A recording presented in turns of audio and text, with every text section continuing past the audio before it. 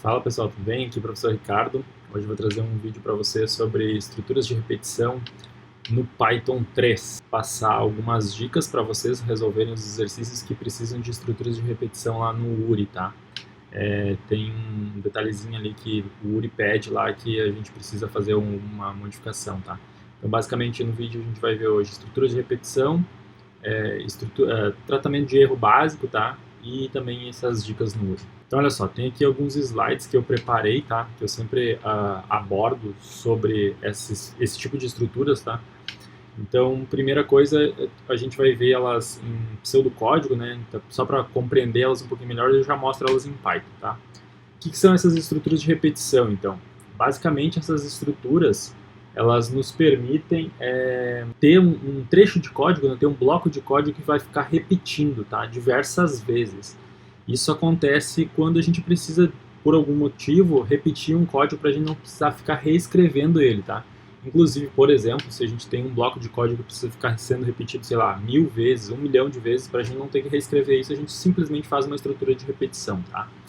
Então elas são utilizadas, né, para fazer com que esse determinado conjunto de instruções elas sejam executadas um número definido ou um número indefinido de vezes, tá? Isso é bem importante, porque isso pode modificar o tipo de estrutura de repetição que a gente vai utilizar, tá? Existem estruturas que, todas elas permitem com que a gente faça um número definido de vezes, tá?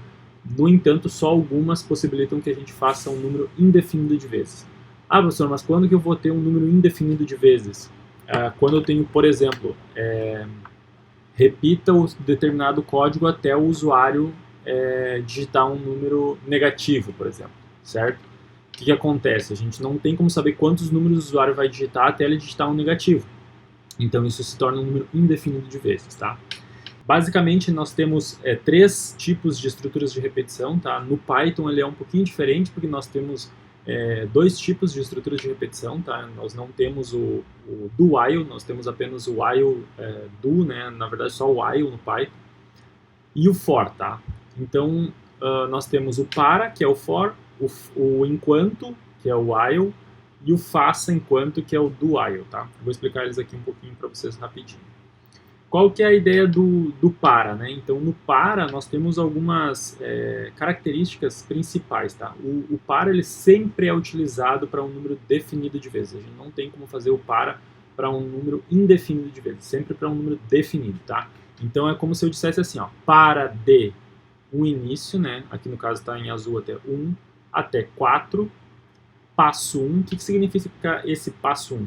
Cada vez que ele repetir, ele vai dar um passo, tá? E esse passo tem tamanho de 1, certo? Então é como se eu pegasse esse 1 aqui e aumentasse ele de 1 em 1 cada vez que ele faz esse looping, tá? Cada vez que ele executa esse bloco de código. Então ele vai lá, imprime, faz uma leitura de uma nota, recebe uma média, soma 1 nesse 1 aqui, passa a valer 2, como ele não é 4 ainda, executa de novo, 3, como não é 4 ainda, executa de novo, 4.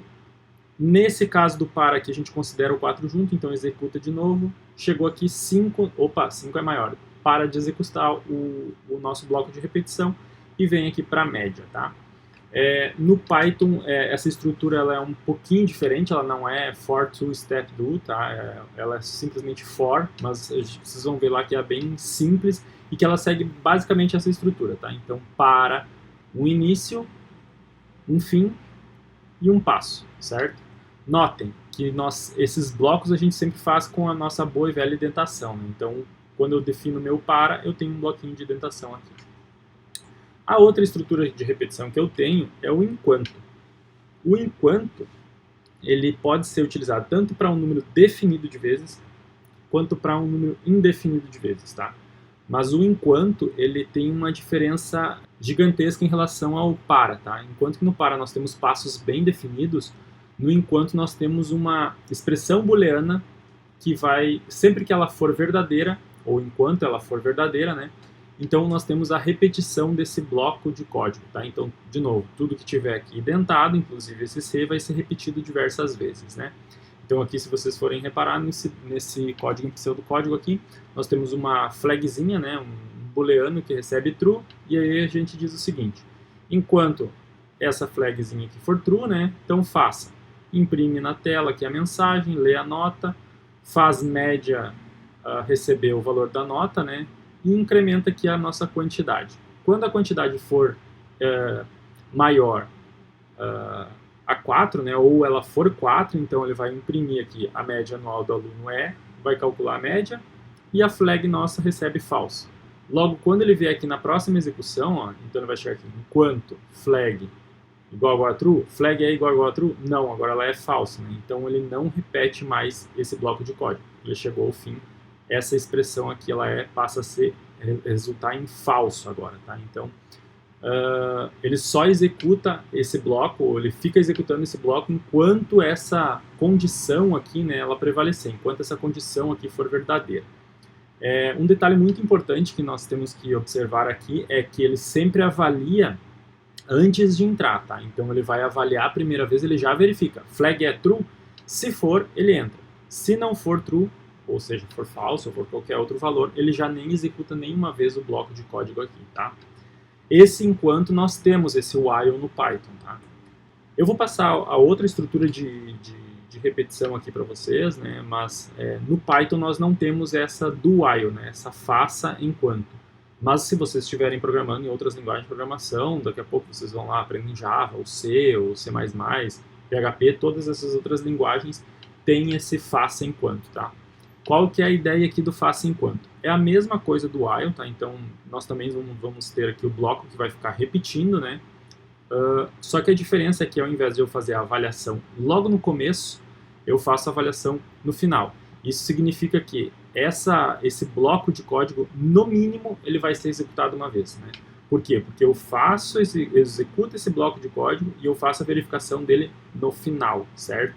Enquanto que no while, ó, se nós formos ver aqui, eu faço a verificação no começo, tá? Então eu não entro no bloco se a minha expressão for falsa. No caso do faça enquanto, eu executo primeiro todo o meu bloco para depois verificar se a expressão é válida ou não, tá? Então basicamente é isso que nós temos de estrutura de repetição. Aqui tem alguns exercícios, mas eu já tenho aqui uma outra apresentação, ó, que eu quero mostrar para vocês que já é em Python, tá? Então, quando que a gente utiliza essa estrutura de repetição, né? Então vamos imaginar assim, ó, que nós temos que fazer um programa que vai contar até o número 100, né? Ou seja, printar do 1 até o 100.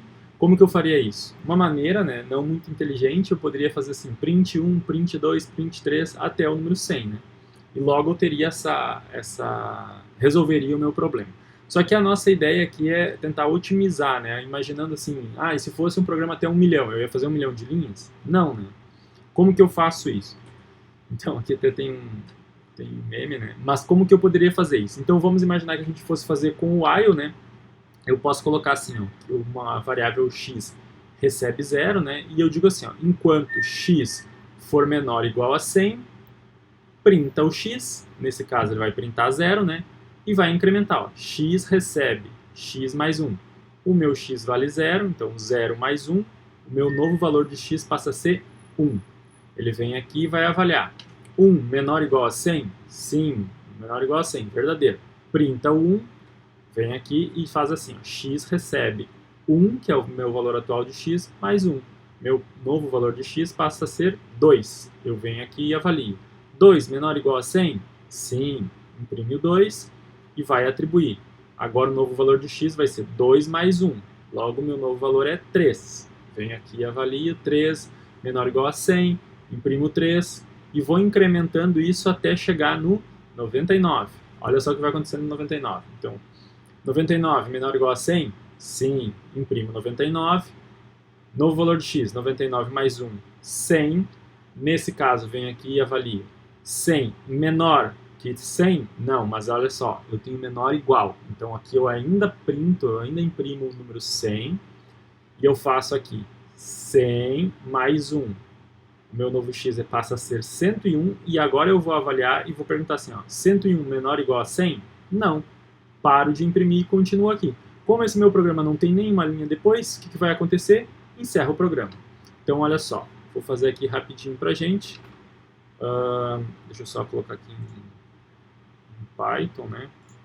Então x recebe 0, eu vou fazer aquele mesmo exemplo, né? Vocês sabem lá que vocês têm que colocar aqui as descrições, né? Todas aquela documentação típica já dos nossos programas, né? Colocar quem é o autor ou para que serve. Aqui nesse caso eu vou simplificar para a gente. Eu vou colocar aqui só programa inicial de laços de repetição. Tá? Mas vocês fazem toda aquela configuração que a gente já meio que tem acertado, certo? Enquanto x for menor igual a 100, o que é para fazer? Printar o x. Olha só o que pode acontecer aqui, que é muito importante que vocês observem isso, né? Eu fiz aqui um programa, ó, e eu não estou incrementando o meu valor de x. Então, meu x aqui vai ficar sempre zero, né? Sempre vai valer zero. Quer ver o que vai acontecer? Ó, vou salvar esse meu programa aqui. Tá ali já, repetição. E vou mandar executá-lo aqui, ó. Então, Python 3, no caso de vocês aí, PY ou Python, né? E vou mandar executar, ó, repetição. Esse programa ele vai ficar executando para sempre, ó. Certo? Então, olhem o meu terminal aqui, ó, imprimindo um monte de zero. E ele nunca vai ter fim. Certo? Ó, até vou anotar aqui que meu terminal já está bem louco aqui, né? Então, quando acontecer isso, o que eu posso fazer? Ctrl C, eu encerro a execução, tá? Eu dou uma interrupção de teclado. Então, se por um acaso acontecer com vocês apertam Ctrl C no prompt de comando aí ele vai simplesmente parar a execução, tá? Como que eu resolvo isso? Cara, eu tenho que fazer uma modificação aqui no meu código para eu incrementar esse valor de x, né? Então, olha só o que vai acontecer agora. Agora sim, eu estou alterando o valor de x e estou incrementando. Logo, ele vai aumentar. Então, em algum momento, ele vai terminar, vai parar, né? Então, nesse momento, se eu vier aqui executar, olha só, começou a contar aqui no zero, né? E foi até o 100. Tá, mas se eu quiser 1, simplesmente coloca 1 aqui de início. Nosso programa vai começar contando do número 1, certo? Beleza, esse é o primeiro exemplinho com o while, tá? Eu poderia fazer isso com o for também, mas primeiro eu vou deixar aqui com o while. Como que eu poderia modificar esse programa, né, para a gente poder fazer uma verificação, ou pelo menos contar até um número que foi informado pelo nosso usuário, né? A gente simplesmente coloca um input, né, a gente diz uma variável que vai ser o nosso fim, né, quando que o usuário quer que encerre, e a gente faz essa verificação não mais até o número 100, que é um número fixo, né? A gente faz até o número que o usuário deu de input. Claro que aqui tem um detalhe, né? Que o usuário não pode digitar nenhum número negativo, né? Porque se ele digitar algum número negativo, essa condição nunca vai terminar, nunca vai chegar e o nosso programa não vai terminar, né? Não vai encerrar. Então vamos supor aqui, ó, que a gente faz um laço de entrada, então tem aqui fim, vou receber um inteiro, né? E eu vou pedir um input para o usuário e vou dizer assim, ó, digite um número positivo, tá? Hoje a gente vai aprender a dar uma brincadinha com tratamento de erros, não com todos os erros, só com alguns, tá? Mas a gente já vai poder começar a fazer algum tipo de verificação aqui, tá? Então ele vai fazer essa conversão e agora simplesmente, em vez de fazer até 100, eu faço até o fim, que é a minha condição de parada. Vamos executar o nosso programinha aqui. Ele vai perguntar, digite um número positivo, então, por exemplo, 10. Ele vai contar do 1 até o 10. O que eu estava querendo falar para vocês com o número negativo? Então, por exemplo, se eu colocar aqui, ó, menos 1, o que vai acontecer? Que foi digitado menos 1, ou seja, um número menor que o meu número de início, ele nem entrou nesse laço de repetição. Se fosse aquele do while, né, se fosse o nosso faça enquanto, ele pelo menos imprimir uma única vez. No Python a gente não tem esse do while, a gente tem apenas o while, tá? Claro que aqui nós temos como se fosse uma contagem, né? Poderíamos utilizar o for para fazer isso, né? Simplesmente. Eu já mostro para vocês como que ficaria com o for, tá? Só seguindo a nossa apresentação, então aqui eu posso ter também whiles aninhados, né? O que significa isso? Assim como os nossos ifs, que a gente pode ter um if dentro do outro, eu posso ter um while que seja aninhado, ou seja, um while dentro de outro, ou um for dentro de outro, ou um for com while, ou um while com for, tá? O que ele vai fazer aqui? Ele vai repetir esse bloco aqui 10 vezes para poder chegar nessa linha. E ele vai repetir todo esse bloco aqui também 10 vezes. Logo, se eu vou repetir para uma passada aqui, né, na linha 7, eu vou executar 10 vezes a linha 10 e a 11, Então, quando eu vier passar a segunda vez aqui na linha 7, eu vou repetir essa linha 10 e 11 20 vezes, né? 10 da primeira passada, mais 10 agora, logo 20 vezes. Então, no total, eu vou repetir essas linhas 10 e 11 100 vezes, certo? Por quê? Porque eu tenho um bloco aqui que manda repetir 10 vezes e eu tenho mais um outro bloco aqui que manda repetir tudo isso aqui também 10 vezes, certo? Então, com esse código simples aqui, ó, a gente consegue fazer, por exemplo, uma tabuada, tá? Então, vamos pegar aqui, ó, ao invés do x, agora a gente coloca aqui, ó, tabuada, certo? Então, tenho a minha tabuada do 1, vou deixar sem isso aqui por enquanto.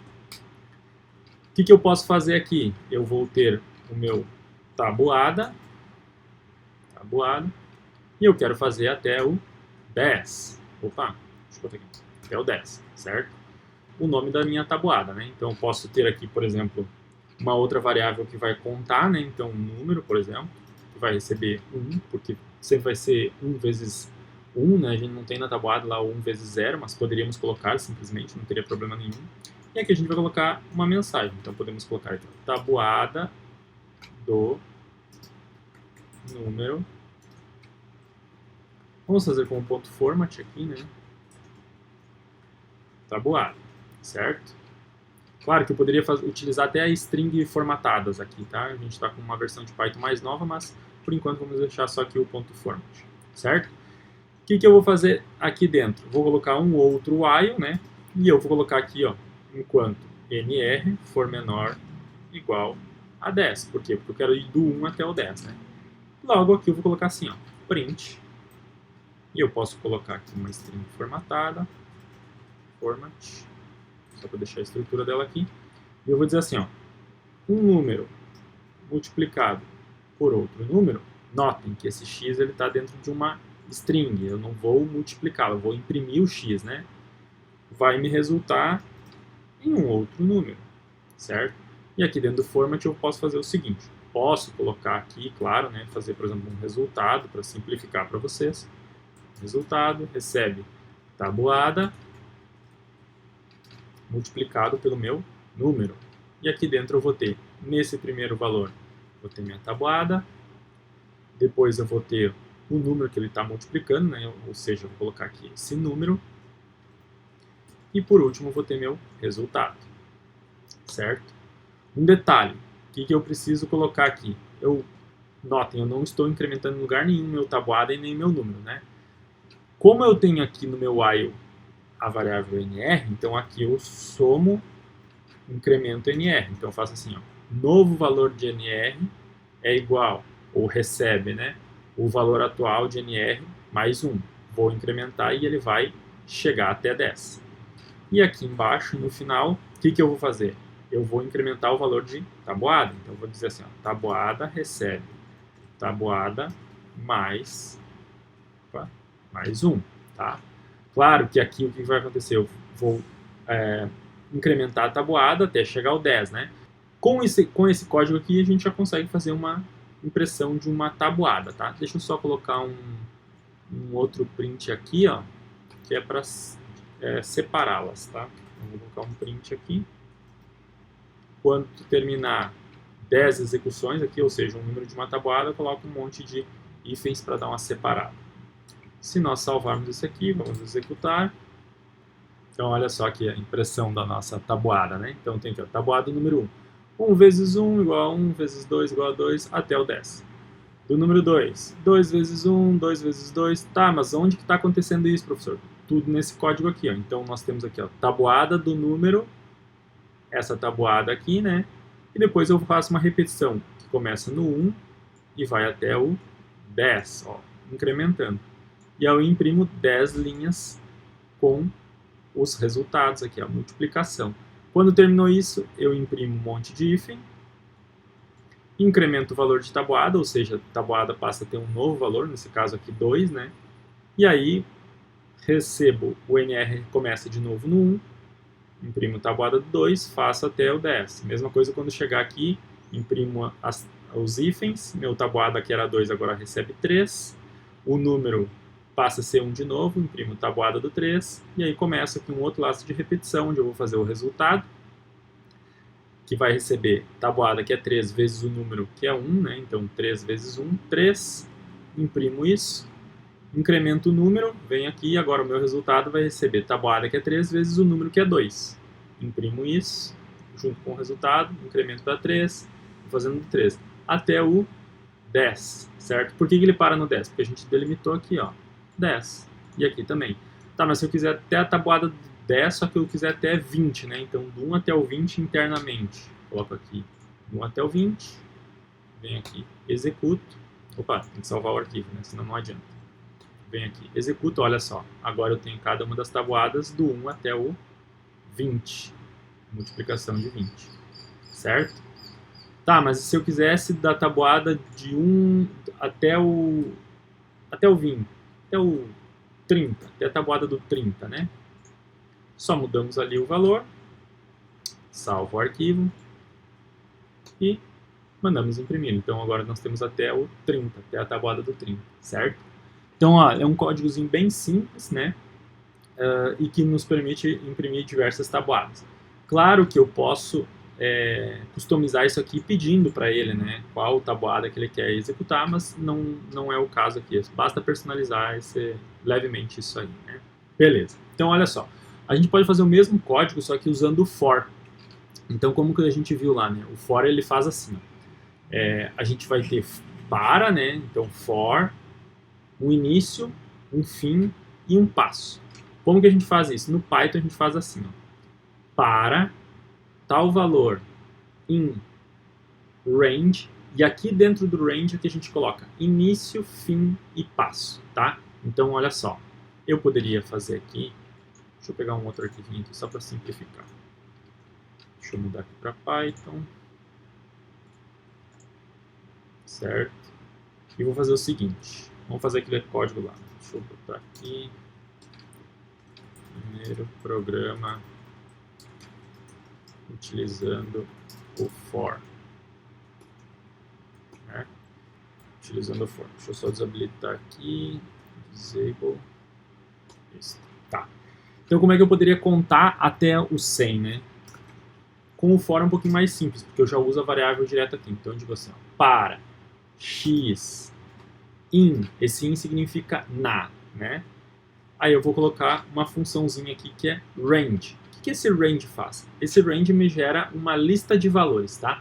Essa lista de valores vai de um começo até um fim e um passo, certo? Então, é como se eu tivesse assim, ó, para de início até fim, passo, tá? Um detalhe muito importante no for aqui. Quando a gente utiliza o range, tá? Essa função range, o número que eu colocar de início, ele vai considerar, tá?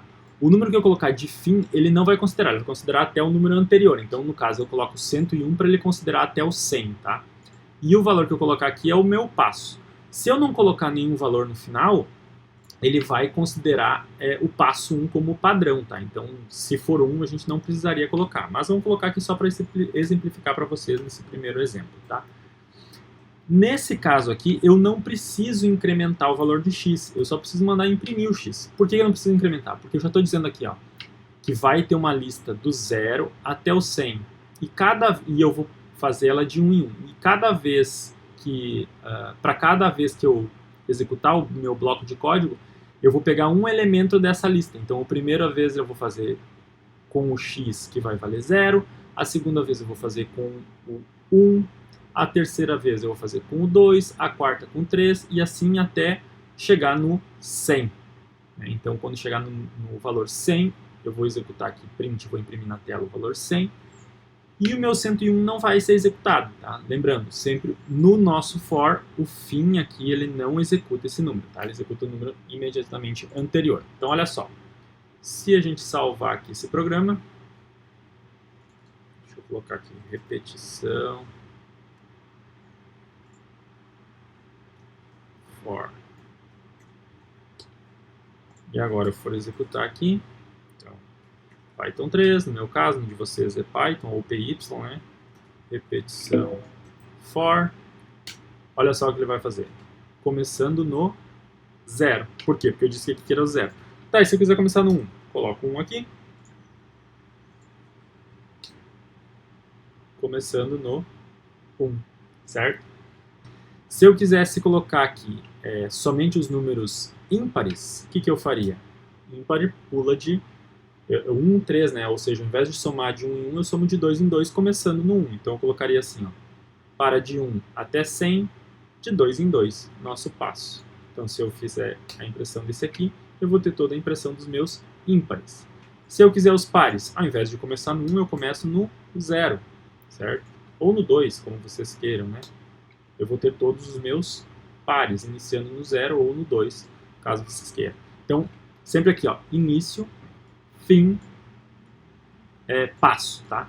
Vocês podem ver em alguns casos assim, ó, range, só um único valor. O que é esse único valor? O único valor obrigatório do range é o término, é o fim, tá? Então, nesse caso aqui, ele vai começar no 0, vai ir até o 9, né? Porque o fim é o 10, e o passo vai ser 1, tá? Então, olha só. Aqui, ó, do 0 até o 9. Se eu quisesse até o 10, teria que colocar 11, né? Por que isso? Porque eu tenho 11 elementos aqui, que eu começo no 0, certo? Tá, e se eu quisesse fazer isso com o while? Como a gente viu ali antes, então vou ter aqui uma variável x aqui, por exemplo, né? Que recebe 1, no caso do while. Eu vou ter aqui o while x for menor ou igual a 101, por exemplo, né? Print x, e no caso do nosso while nós temos que fazer aqui o incremento, né? Então x recebe, por exemplo, x mais 2. Eu vou fazer todos os meus ímpares aqui. Olha só. Detalhe muito importante, né? No caso do while, se eu quiser não considerar o valor que está aqui, assim como no for, é só tirar esse sinalzinho de igual ali, né? Menor a 101, olha só, vai até o 99, mesma coisa que no for. Se eu quiser os pares, começa no 0, imprimo aqui todos os pares, tá? Olha só, que bacana que a gente consegue fazer, né? Eu consigo fazer a mesma tabuada que eu fiz aqui com o while, com o for, né? A mesma tabuada que eu fiz com o while, eu consigo fazer com o for. Lembrem, o for ele só pode ser para número definido de vezes. Eu não tenho como fazer número indefinido de vezes, tá? Para número indefinido de vezes eu sempre tenho que usar o while. Como é que eu faria para mudar para o for? Eu faria aqui, ó, ao invés desse while, eu colocaria assim, ó, for tabuada in range 11, né? Que vai do 0 até o 11. Lembrando, quero começar no 1, então quero do 1 até o 10, que o 11 não considera. Vamos colocar o passo aqui para vocês verem. Esse valor aqui eu posso eliminar, essa linha aqui eu também posso eliminar. Vou, no lugar desse while, também vou fazer um outro for, então for nr in range de 1 até 11, né? Não considerando o 11, passo 1. E posso eliminar essa linha aqui, e essa linha de incremento aqui também posso eliminar. Isso aqui já vai gerar o mesmo código da nossa tabela. Está salvo, vamos executá-lo aqui, Python 3, repetição.py, opa, tem Python 4, estou lá na versão 4 do Python 3. Olha só que legal, a mesma tabuada que a gente fez anteriormente, só que agora utilizando o for ao invés do while, tá? E se eu quisesse até o 20, coloco 21 ali, todas as minhas execuções, todas as tabuadas até o 20. E se eu quiser até o 30 aqui, coloco 31 e simplesmente executo aqui e ele vai imprimir pra gente, tá? Então, muito importante, no for, nós não precisamos fazer o incremento das variáveis, porque ele já faz isso automaticamente através desse passo aqui, né? No caso do while, ele não faz isso automaticamente para a gente, então a gente precisa ter instruções de incremento aqui, certo? Porque ele só faz a verificação desse trecho de código aqui, onde a gente tem a nossa expressão, tá? Deixa eu ver o que mais eu tenho aqui. Aqui só o de contagem, né? O dos ifs alinhados. Tem um detalhe muito interessante, muito legal, tá? Que o for, ele é no Python, o for do Python ele é muito importante, ele é uma estrutura muito poderosa, como tá ali, tá? Por quê? Porque a gente consegue fazer, dentro do nosso, com o nosso for, a iteração, né, a repetição em qualquer tipo de elemento que seja iterável. Então, olha só, um elemento que a gente tem que é iterável, ou seja, que a gente consegue repetir, é o nosso string. Então, eu posso fazer assim, ó, por exemplo, né, dizer que eu quero receber uma variável nome e eu quero receber ele como texto, né, logo um input. E eu peço assim para o meu usuário, digite seu nome, certo? E aí eu posso dizer assim, ó, para letra em nome, né, print letra. Olha só que bacana que vai ficar. Se eu executar esse código aqui, repetição for, ele vai me perguntar o nome, então eu vou colocar aqui, ó, Ricardo, e ele imprime o meu nome aqui, uma letra por linha, certo? Poderia colocar, por exemplo, utilizando lá aquelas funções que a gente já viu, né, letra.upper, e ele vai colocar todas as letras em maiúsculas. Olha só. Certo? Então isso é algo bem interessante com o for, né? Porque ele é essa estrutura bem robusta. Percebam um detalhe aqui muito importante. Sempre quando a gente recebe um valor por input, ele vem com uma string, né? Então, se eu quisesse converter para inteiro, eu teria que fazer isso aqui, ó, certo? Olha só que bacana. Se eu não converter para inteiro e colocar aqui, ó, número, né? E pedir, ó, digite um número. Posso tirar esse upper aqui, não vai ter upper, né? E eu vou colocar aqui, ó, algarismo no número. E aqui imprimir algarismo. Tá? Olha só que legal que vai acontecer aqui, ó. Se eu mandar executar esse código, ele vai me pedir assim, ó, digite um número. Eu vou colocar aqui, ó, 786. Ele vai colocar 7, 8 e 6. Ou seja, vai pegar cada valorzinho que está ali, né? Se eu colocasse aqui e mandasse executar de novo 123, ou 123, ele ia colocar ali, ó, 1, 2, 3, tá? Olha só que bacana que eu poderia fazer. Então vamos imaginar aqui que agora eu quero fazer o seguinte. Eu quero colocar aqui esse meu número. Então eu vou colocar esse valor que o meu usuário digitou, né? Então eu posso colocar assim, ó, int. Estou fazendo uma outra linha aqui para ficar mais legível, né? Então eu vou colocar assim, ó, valor recebe. Eu quero esse meu algarismo, a parte inteira, algarismo, multiplicado por 2, por exemplo. Quero sempre o dobro dele, né? E aqui eu quero imprimir valor. Olha só que bacana que eu consigo fazer agora. 123, 2, 4 e 6. Por quê? Eu peguei a parte string, peguei cada caractere em string, tá? Cada um deles. Converti esse caractere para inteiro e multipliquei por 2 e imprimi o seu valor, certo? Então ele fez assim, ó, 1 vezes 2, 2 vezes 2, 3 vezes 2.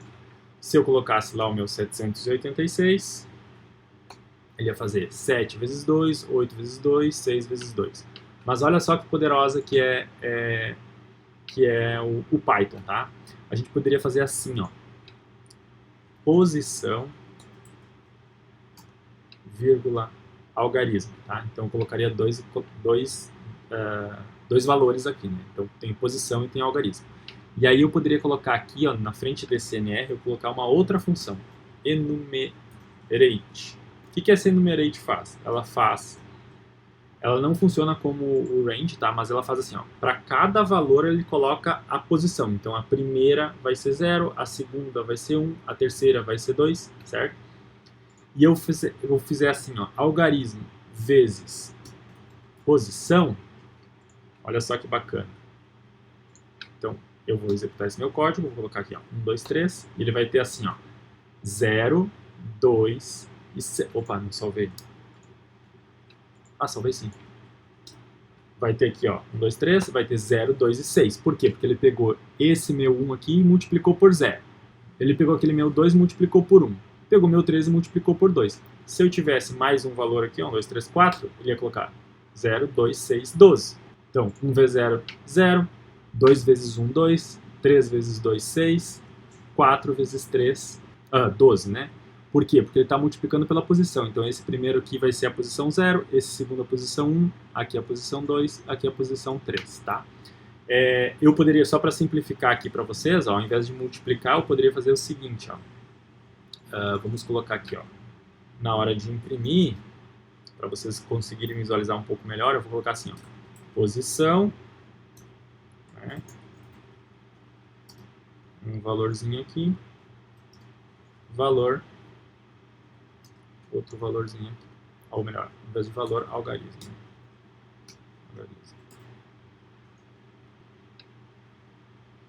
E aqui eu boto o nosso ponto format, posição e algarismo. Só para simplificar aqui, para vocês poderem visualizar um pouco melhor o que ele está fazendo, né? Então, por exemplo, 1, 2, 3, 4, eu vou ter aqui, ó, posição 0, algarismo 1, posição 1, algarismo 2, posição 2, algarismo 3, posição 3, algarismo 4. Se eu tivesse aqui o nosso 786, eu teria aqui, ó, posição 0, algarismo 1, ou algarismo 7, posição 1, algarismo 8, posição 2, algarismo 6.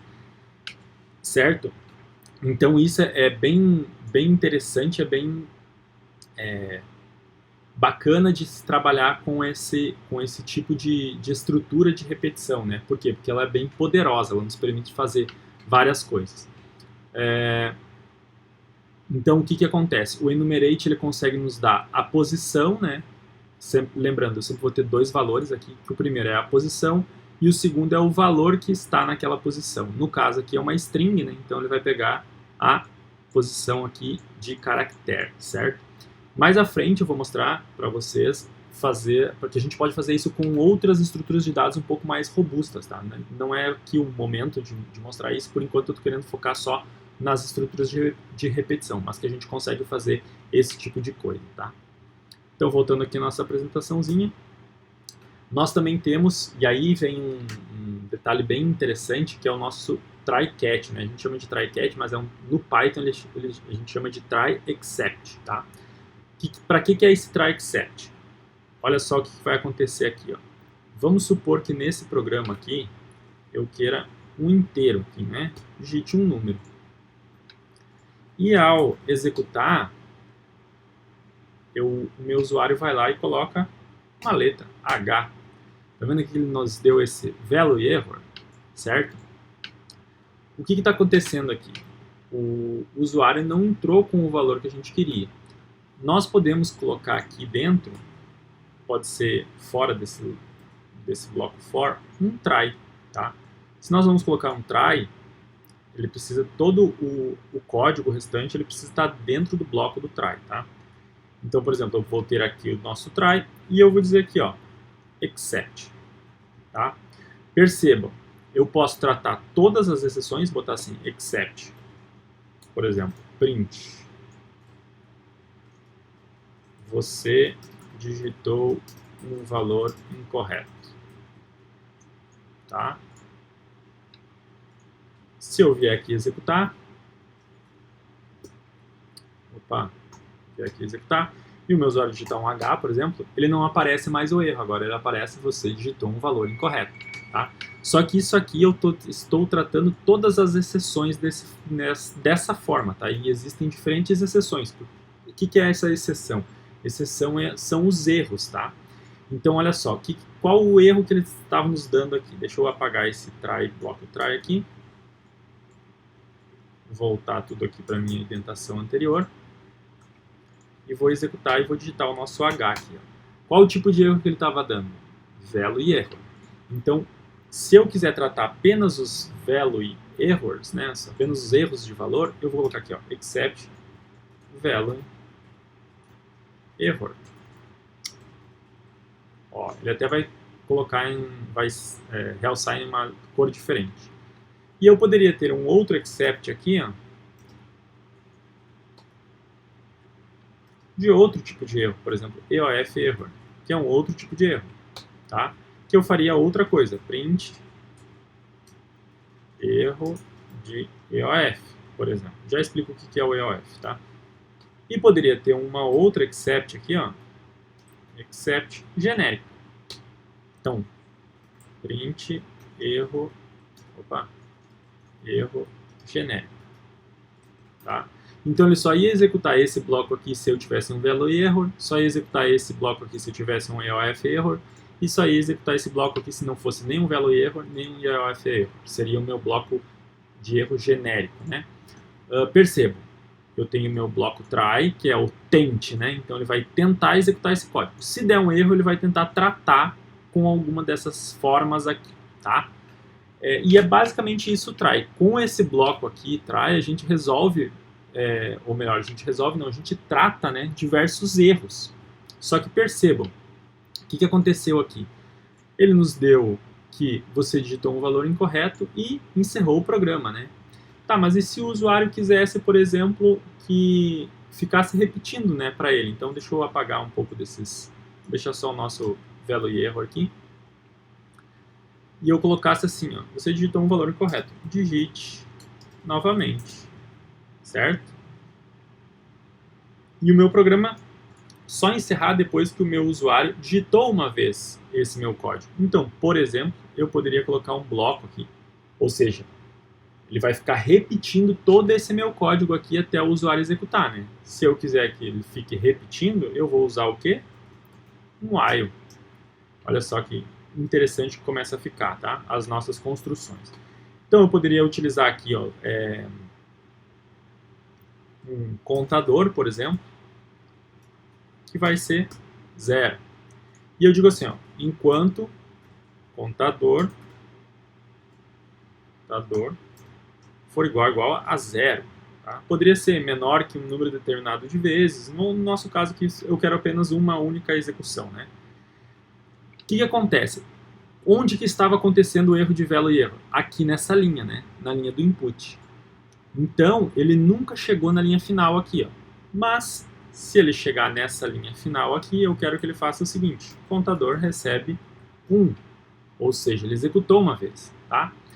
O que vai acontecer aqui, pessoal? Eu vou ficar repetindo esse bloco até o meu contador ser 1. Ou seja, quando ele fizer uma vez esse código aqui do for, ou seja, ele chegar aqui na linha 15, o meu contador passa a ser 1, ele vai chegar e vai tentar repetir aqui no contador, vai ser 1, não vai ser mais igual a 0, né?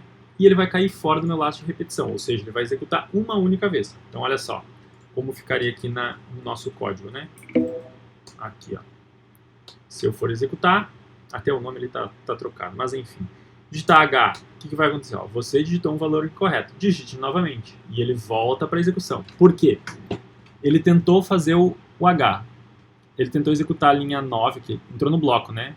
Tem, ó, contador recebe 0. Contador é igual a 0? É. Tenta. Vamos tentar receber um número do nosso usuário, e eu quero converter ele para inteiro. O usuário digitou H. O que aconteceu aqui? Ocorreu um erro nessa linha. Logo, se ocorrer um erro aqui, ele para de executar aqui na linha 9 e vem aqui para a exceção, ó, value error. Você digitou um valor incorreto, digite novamente. Executou isso aqui, ele volta aqui em cima e pergunta assim, ó, contador é igual a 0? É. Por quê? Porque ele não executou essa linha aqui, certo? Então ele vem aqui e tenta pedir um novo número do meu usuário.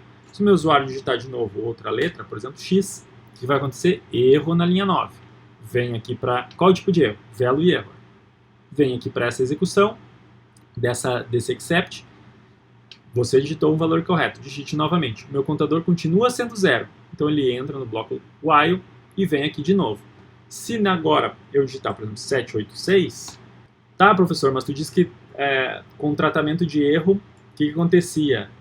Nós tratávamos todos os erros, mas olha só, eu só estou tratando o value error. Eu não estou tratando type error, né? Ou seja, erro de tipo. Por que ele tá falando isso? Porque esse enumerate aqui, ele não pode fazer sobre valores inteiros e nem float, né? Porque eles não são iteráveis. Uma string é iterável, né? Um valor que seja inteiro não é.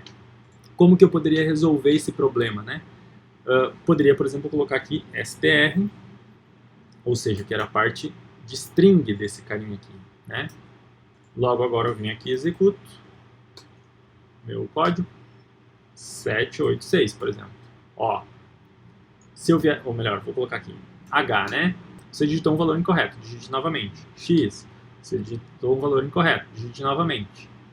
Agora eu vou colocar 786. Ele consegue executar. Por quê? Porque eu transformei aqui meu número para string, ó. e string é um objeto iterável, tá? Ou eu poderia simplesmente voltar para aquele meu for antigo, né? Que eu tinha aqui, no qual eu tinha aqui para ele imprimir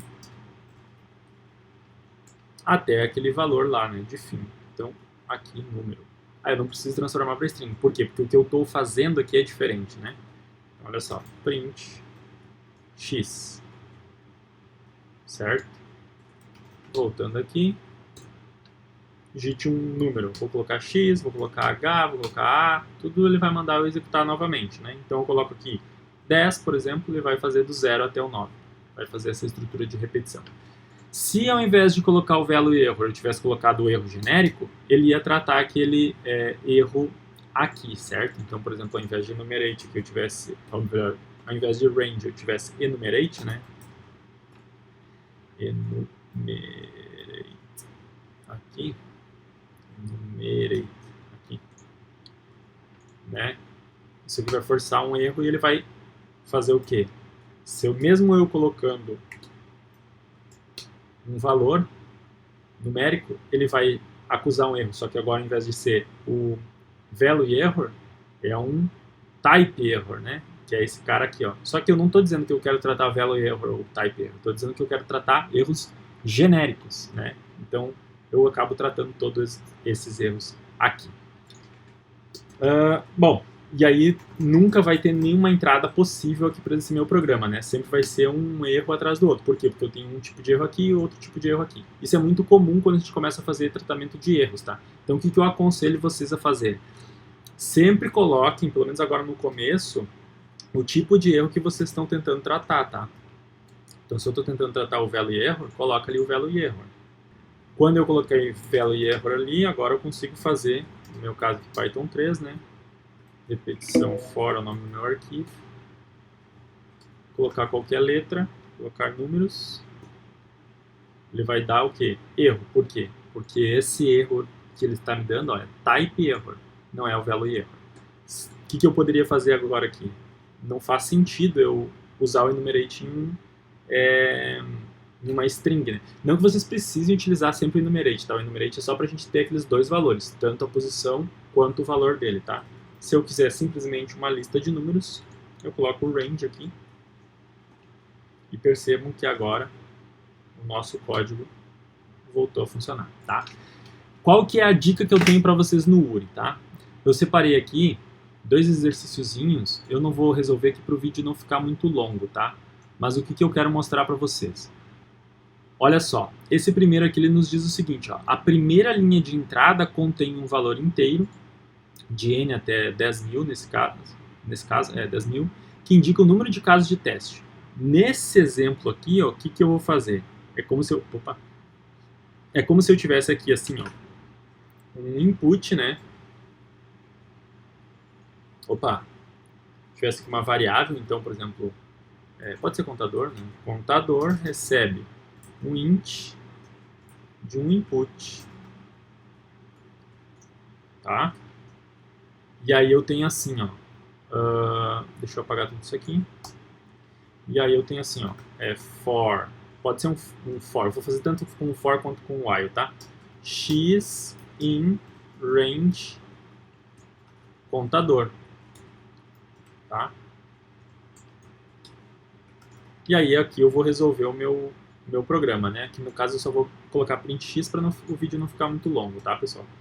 Mas o que vai acontecer aqui, ó, nesse código? Eu vou executar, ele vai ficar esperando, né? Então nesse caso aqui, ó, eu digitaria, por exemplo, 4, né? E aí eu repetiria o meu bloco de código 4 vezes, percebam, tá? Que é o que ele está pedindo aqui, ó. Então, 4 e depois vem 4 números, né? O que eu teria que fazer aqui dentro do meu for?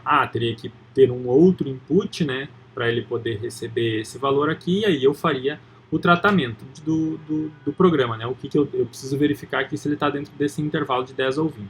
Aí vocês podem resolver depois, tá? Não vou fazer aqui para o vídeo não ficar muito extenso. Mas qual que é a ideia aqui? A ideia é que a gente receba a primeira linha sabendo quantos valores vão ter. Mas eu quero fazer com o while. Beleza, não tem problema nenhum.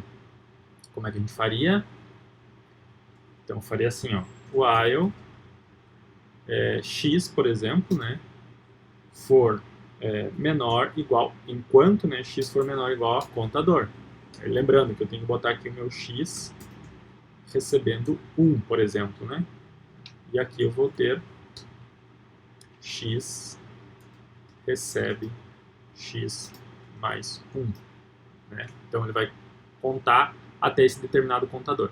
Ah, professor, mas eu não quero começar no 1 porque senão eu vou me confundir. Eu quero fazer que nem o for, quero começar no 0. Então começa no 0, só que ao invés de menor igual, coloco só menor daí. Né? Então olha só. 4, ele vai fazer exatamente a mesma coisa que a gente tinha feito com o for aqui em cima. Tá? E isso quando eu tenho o número definido de vezes, né? Ou seja, ele está me dizendo aqui, eu quero repetir 4 vezes. Vocês vão ver que existem alguns problemas que tem o seguinte, que é esse outro que eu separei aqui para vocês. Ó. Que ele diz o seguinte, ó, a entrada contém vários casos de teste. Eu sei quantos tem? Não faço a menor ideia. A primeira linha de cada caso contém 2 inteiros, tarará, o número de habitantes do país e o número de consultas, respectivamente. As N linhas, ó, ele não diz quantas linhas tem, né? Contém cada uma nota N obtida pelo enésimo cidadão. As próximas Q linhas, também não sei quantas, contém cada uma consulta, assim. Olha o que ele diz aqui pra gente, ó. A entrada termina com fim de arquivo, que é o EOF. Então, o que é EOF? End of File, tá? Como é que eu vou fazer isso no meu código? Então, o que vocês basicamente vão fazer? Ao invés da gente ter essa entrada aqui, certo? Então, eu poderia ter assim, ó. Fim arquivo, por exemplo, recebe um false, que não é o fim do arquivo, né? E aí eu venho aqui assim, ó. Enquanto não fim do arquivo. Ou seja, não é fim do arquivo, né? Ou poderia até colocar assim, ó.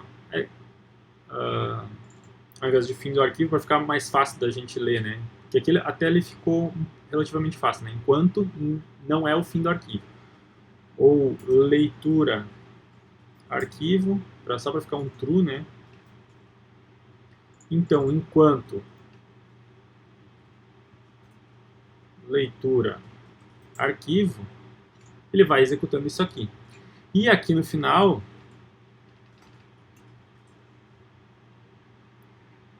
vamos colocar um print x aqui, pode ser só para ele mostrar ali a quantidade de vezes, né? Começa no 0. E aqui a gente faria o seguinte, ó. Tenta. Tá? Esse while, esse try, na verdade, ele tem que ser dentro desse while, tá? Então a gente vai colocar assim, ó. Tenta. Isso aqui. Então, se der o erro, except EOF error, né? Se acontecer o EOF erro, o que eu quero que tu faça? Eu quero que esse leitura arquivo receba false. Então, vou colocar aqui, ó, leitura arquivo recebe false, tá? Deixa eu só... Isso aqui é o que a gente vai colocar no URI, tá? No nosso caso aqui, para mostrar no terminal, então o que acontece aqui? No caso lá do URI, a gente teria que testar ele nesse formato aqui, tá? Por quê? Porque o URI faz a inserção dos dados, né? Na verdade, aqui a gente teria um input aqui, né? Então, vamos colocar aqui, ó. A, por exemplo. A recebe esse input e aqui eu faria o print do A, né? Só para não ter esse X aqui. Vamos supor isso aqui, tá? Esse código aqui para a gente poder testar na linha de comando. Olha só o que vai acontecer. Então, ele vai ficar esperando. E aqui eu vou colocar os meus valores e o meu programa simplesmente vai fazer um espelho, né? Vai repetir aquilo que eu digitar. Como é que eu simulo o EOF erro? Ctrl D, tá? Então, olha só, se eu tiver um Ctrl D, ele cai fora aqui. Percebam, se eu não tiver isso aqui, vou tirar aqui para vocês verem como é que vai acontecer. Tá? E eu tentar executar, eu vou ter o meu programa espelho aqui, né? Tudo que eu digitar ele vai repetir. Só que se eu colocar Ctrl D, ele vai me dar EOF error, que é o End of File Error. Ou seja, eu estou tentando entrar com algum dado e ele me deu um erro de final de arquivo. Então, para eu tratar isso, eu coloco meu bloquinho try, except erro de final de arquivo. Aqui só para a gente visualizar, né? Então vou colocar assim, ó, print fim do arquivo, para vocês verem que ele chegou aqui. Então vamos executar. Meu programa espelho aqui. No caso de vocês lá, estaria resolvendo o problema do URI, né? Mas aqui, no meu caso, é o programa espelho. Então se eu colocar Ctrl D, fim do arquivo, e ele encerra. Vocês não precisam fazer esse print lá no URI, tá? Isso aqui vai gerar erro. Bastaria fazer isso aqui, tá? Algumas pessoas cogitam fazer o seguinte tipo, tá? Coloca um while true aqui, e aqui ao invés do leitura arquivo receber falso, coloca um break, tá? Vai funcionar do mesmo jeito, tá? Até deixa eu colocar aqui o nosso print fim do arquivo. Olha só. Então nós temos o nosso programa espelho aqui, fim do arquivo, ele vai Ctrl D, né? Ctrl e D. Fica segurando Ctrl e aperta o D. Ele vai imprimir aqui o nosso fim do arquivo e encerrou. Só que o que acontece? Por que a gente não utiliza isso aqui, pessoal? Por mais que ambos funcionem, tá? Mas a gente faz sempre nesse método aqui.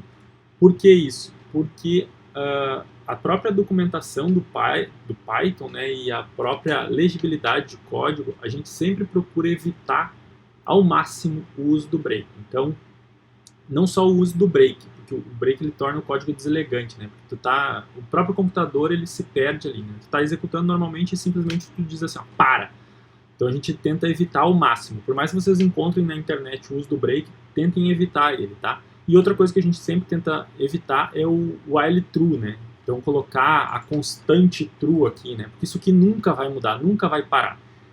É o contrário disso aqui. Tá, professor, mas aqui tu está dizendo a mesma coisa, né? Enquanto verdadeiro. Tá, mas percebam, é uma variável aqui, não é uma constante. E ao mesmo tempo essa variável ela é alterada no meu código, tá? Então não é a mesma coisa. Então sempre atentem para fazer isso, né? Para tentar não colocar um while true no código, porque ele reduz a legibilidade do código e também reduz algumas características principais das linguagens, das boas práticas da programação, tá? Então evitem o while true e evitem o break, tá? Bom, também não quero deixar o vídeo muito longo, tá, pessoal? Era basicamente isso que eu queria passar hoje, acho que foi bem produtivo. Eu vou disparar lá uma lista de exercícios para vocês conseguirem trabalhar com tudo isso, tá? E conseguir utilizar, e a partir de agora utilizem no programa de vocês, sempre que possível, sempre que necessário, né, as estruturas de repetição e sempre que desejado, né, com que não exista algum tipo de erro, que vocês queiram tratar os erros, utilizem o bloco de tratamento de erros, que é o nosso try except. Nunca esquecendo, sempre colocar um erro aqui definido, né? Nunca deixar um erro genérico, porque como eu mostrei nesse vídeo, a gente pode ter um deadlock, né? Pode ter um programa que nunca encerra, né? Porque são diferentes erros que você está tratando da mesma forma, tá? Então, um grande abraço, pessoal, e até a próxima.